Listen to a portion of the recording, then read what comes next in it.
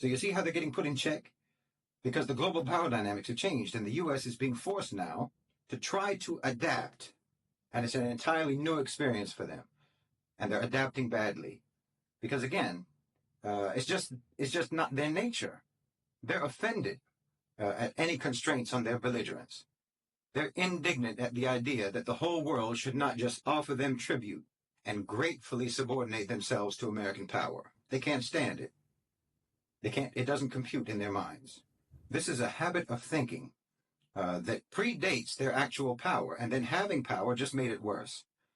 And I don't think that anyone, most of all the OCGFC, believe that they can ever change. And that's why I think America is gradually being sidelined and being abandoned by the global elite.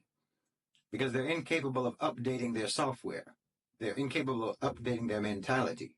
And they're incapable of civilizing. Because having had the ability to impose their will around the world meant that they never had to civilize. And they don't actually possess any internal motivation to do so, and they never did. So ultimately, I think that they're going to be left behind.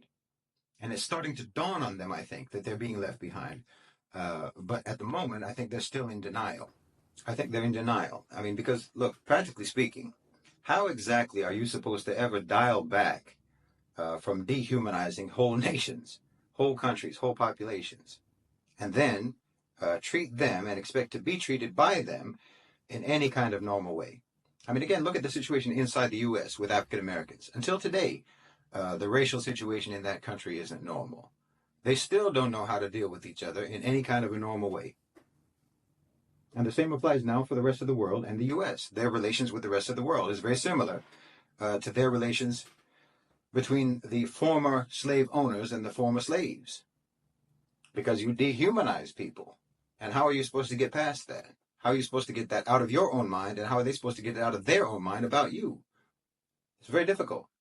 So now the same dynamic, the same dysfunction is going to potentially permanently plague America's relations with the rest of the planet.